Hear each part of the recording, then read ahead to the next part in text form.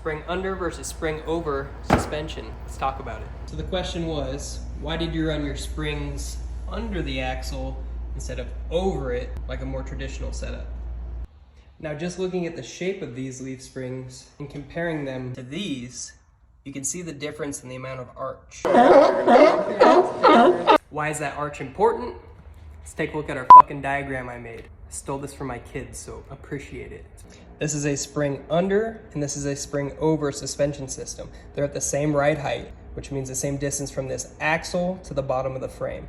Now this spring under, look how much more arch this leaf spring has than the spring over. What that means is as the suspension compresses, this spring over setup is going to go into a neutral or even negative arch before it bottoms out, where this spring under setup has a lot more free arch in the spring, meaning it can compress a lot more before the spring goes flat or even negative.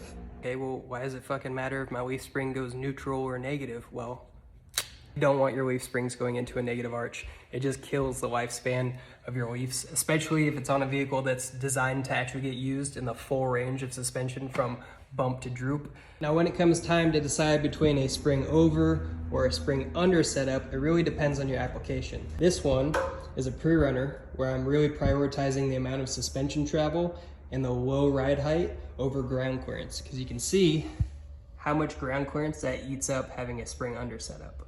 There's this build. Yes, suspension travel is important, but overall, I still value my ground clearance. And this one has a higher ride height than what I'm shooting for on this one. Now, one more thing to consider is axle wrap, or this pinion trying to rotate upwards under power.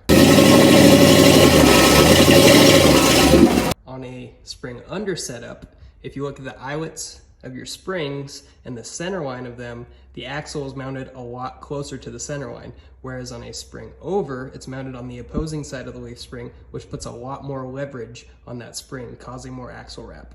Either way, it doesn't really matter what you choose, because people with links are still gonna call us poor. Cheers.